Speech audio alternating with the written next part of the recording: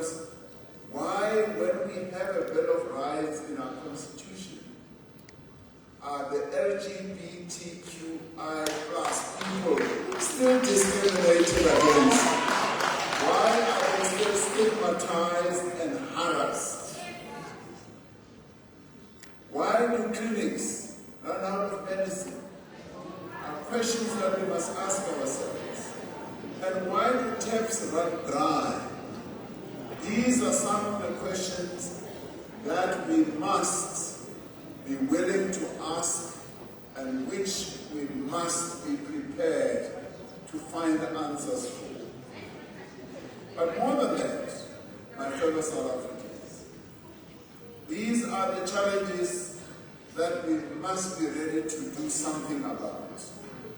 As individuals, as organizations, as communities, as parents, as elected representatives, and as public officials. The national dialogue is a call to debate and to discuss, but it is also much more than that. More importantly, the national dialogue is a call to action. It is a call to all South Africans to seize this moment for change and progress. And this we cannot do when we are sitting on the sidelines. This we cannot do when we do not want to be part of this conversation. And this we cannot do when we sit on the sidelines and just criticize. We need to be inside the tent rather than being outside of the tent. And we also need to have one tent. We do not need another tent where other conversations will take place. This is the real tent where conversation must take place. Now, it is a call to build a society in which there is a place for everyone, where the country's wealth is shared by all. A South Africa that truly belongs to all the people who live in it. We have come together in this national convention not to have the dialogue, but to start the dialogue. Gathered here, all of us together, we are well over 1,200 or 300 across many organizations and sectors.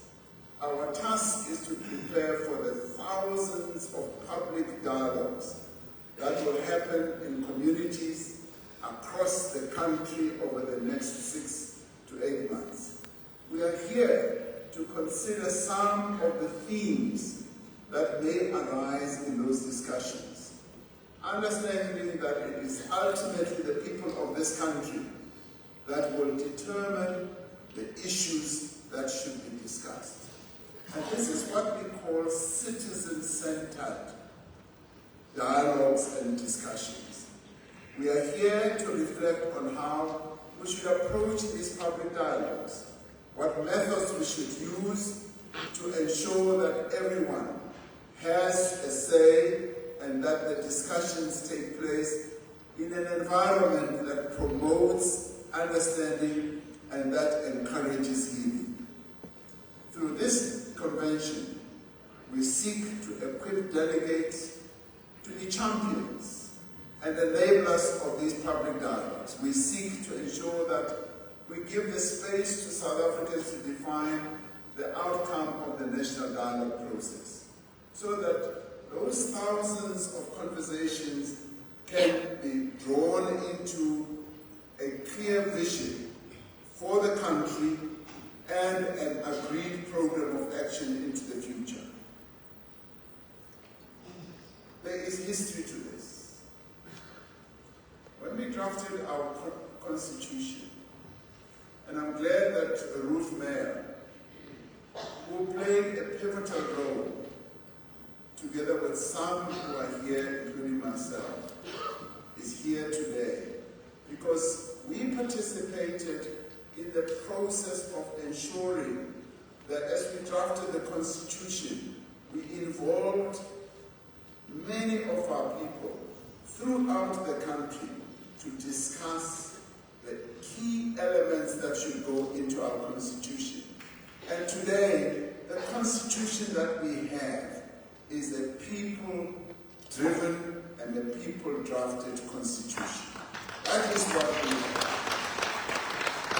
Now, through the national dialogue process, we hope to arrive at a social compact that will outline the role and the responsibility of all of us as citizens, as the arms of the state, of business, labor, traditional leaders, religious bodies, civic organizations, activists, and various other social structures. This national dialogue must be about citizens taking responsibility for their own future. Through the dialogues that will take place, people must be able to attend to the challenges that we are facing, where they live, where they study, where they work. They must be able to hold their public representatives accountable and ensure that all public institutions fulfill their responsibilities. The National Convention is the moment at which the people of South Africa take over the national dialogue. For more than a year, various formations of civil society have been working to conceptualize and champion the national dialogue. Central to this effort have been a number of legacy foundations established by and named for stalwarts of our liberation struggle. We express our gratitude and appreciation for the work of these foundations in giving life to the national dialogue. And let's give them a round of applause for making that this work.